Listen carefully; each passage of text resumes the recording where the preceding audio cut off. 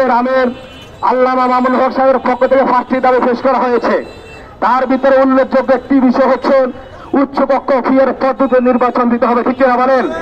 দ্বিতীয় নম্বর কথা হচ্ছে বাংলাদেশের যারা 16 বছর উলামায়ে কেরামের উপর এই দেশের বিরোধী দলের উপর যারা দমন নিয়ন্ত্রণ করেছেন, সেই শেখ হাসিনা সহ 14 দলের রাজনীতি নিষিদ্ধ করতে হবে, ঠিক কিনা বলেন? শুধু তাই নয়, আওয়ামী লীগ এই দেশের রাজনীতি করার অধিকার হারাম করেছে, ঠিক কিনা বলেন?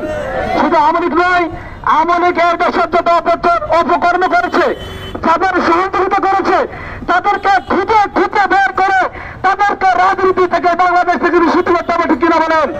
সম্মানিত উপস্থিতি, বাংলাদেশ আওয়ামী লীগ সরকার যেই অন্যায় বিচার করেছে, কারো না কারো সহযোগিতা শুরু করছিল না বলেন?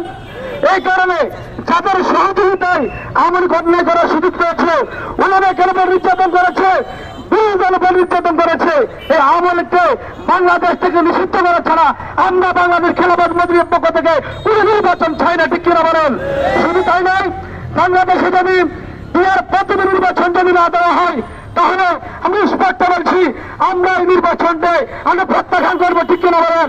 শুধু তাই নয়, বাংলাদেশে শেখ হাসিনার যত নিয়োগপ্রাপ্ত যত প্রশাসন, যত রকমের সরকারি কর্মকর্তা আছে, সকল কিছু সংস্কার করে নির্বাচন দিতে হবে, ঠিক কিনা বলেন?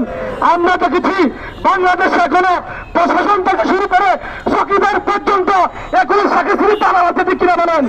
শেখ হাসিনার দালালরা যতক্ষণ পর্যন্ত এই সমস্ত চেহারা থাকবে, ততক্ষণ পর্যন্ত বাংলাদেশে সুষ্ঠু নির্বাচন হবে না, ঠিক কিনা বলেন?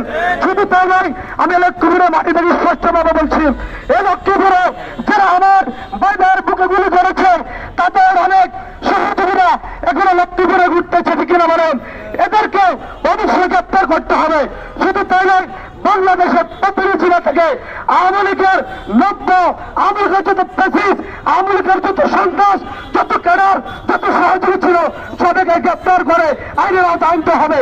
আমরা ডক্টর ইউনূসকে বলছি, আমরা আপনার কাছে দাবি জানাচ্ছি, এই দেশের জনগণ আপনাকে সম্মান দিয়ে যেরকম সরকার প্রদান করতে পেরেছে, এই দেশের জনগণের যদি মনের আবেগ যদি আপনি না বুঝেন, আপনাকে যে চেয়ার থেকে মানুষ প্রত্যাখ্যান করবে, এই কথা বলে আমি আমার বক্তব্য শেষ করছি।